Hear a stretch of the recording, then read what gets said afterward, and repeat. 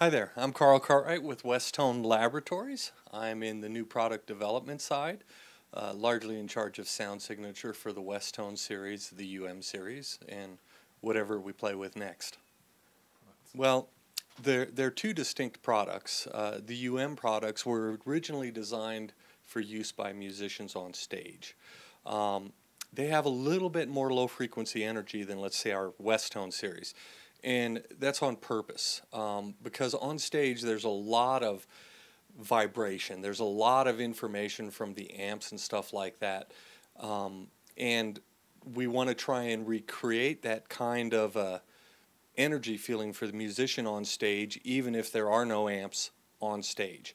So it has a little bit more low frequency. And the sound is 100% acceptable for listening to mastered recorded music, but with just a little bit more bass emphasis. And so what we found is the audiophile community started picking up on our universal monitor products, and in some comments there was some comments about gratuitous bass.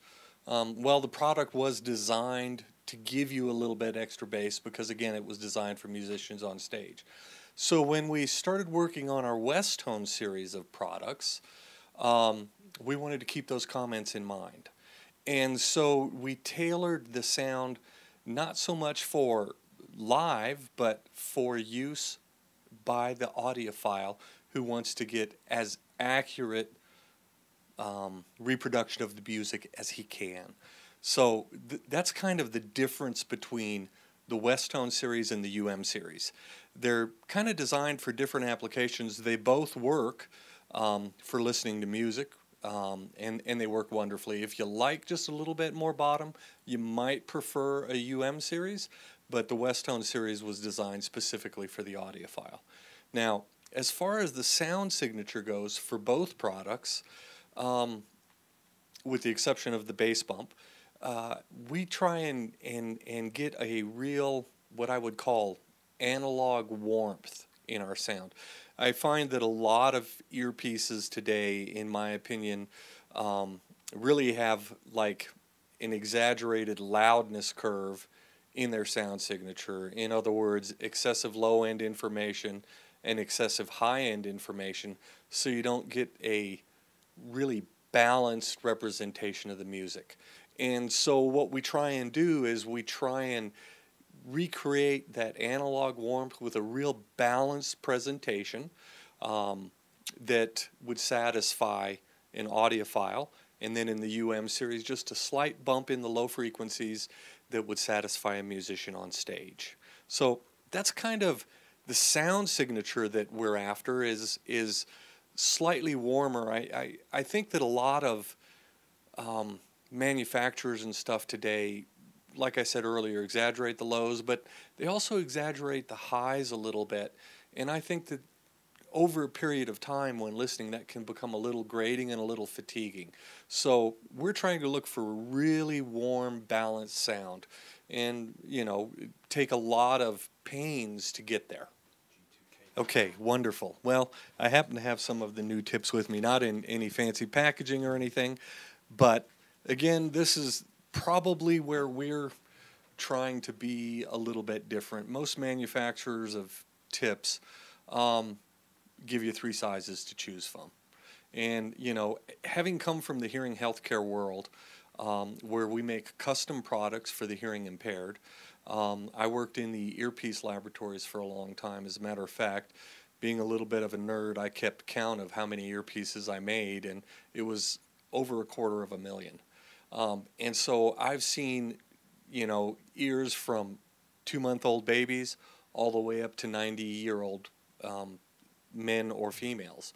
And they're all unique, just like our fingerprints.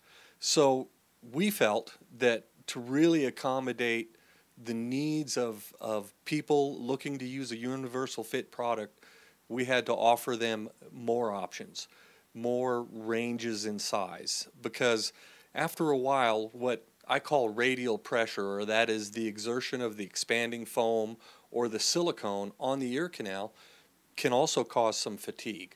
So when we went to design our tips, we really wanted to keep that in mind. Now we have two types of tip. We have a foam tip and we have a silicone tip.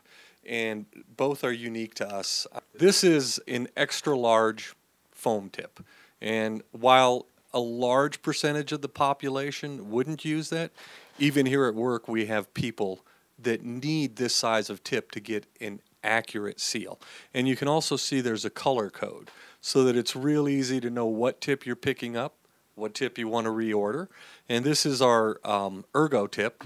And again, it's a compressible foam that expands out to fill the ear canal. Great little tip, and it comes in 5 sizes, which we think is really important because even in your left or right ear, you may have some anatomical differences. And you may find that a medium tip works great for your left ear, but really for your right ear, you need something in between medium and small. And that's one of the things that we tried to accomplish with the ergo tip. We also have the patented star tip, which looks kind of like a silicone bullet, but is radically different in that there are grooves on the inside of the tip that allow it to conform to your ear more accurately. And those grooves are why we call it the star tip, because it has these lines in it if I were to open it up, which I'll do. But you can see ridges in it as I spin it.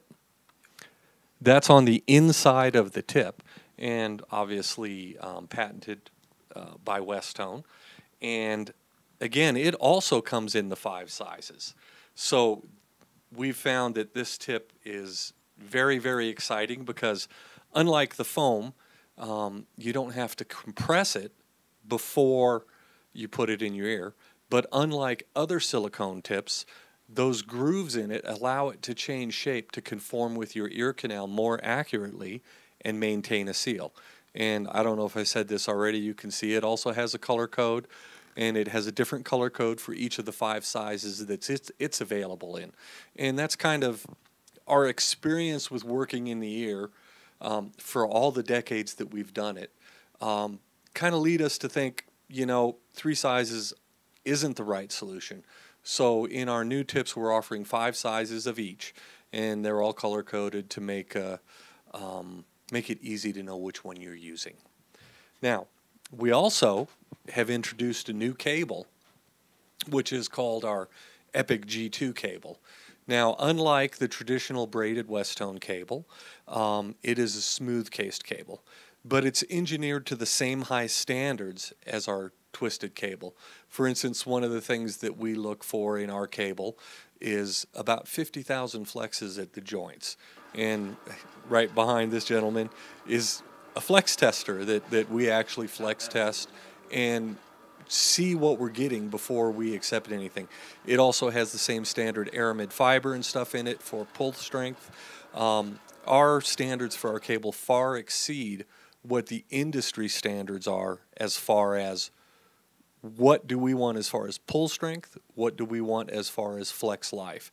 Again, people are investing, in some cases, a considerable amount of their spendable dollars on our products, and we want them to be comfortable that they're not going to have it go down in 90 days because the cable failed or something like that.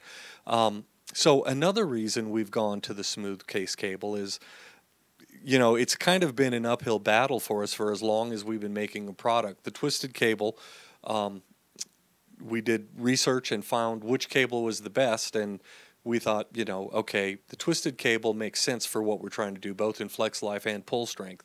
But a lot of customers are not used to that look, and they kind of think it's a little bit of a throwback look, and therefore maybe go, that's kind of a weird looking cable. So just to answer those needs, we're offering some of our products with the smooth case cable, and that will allow in the future for us to see, what do people like, what are they trending towards, that kind of stuff.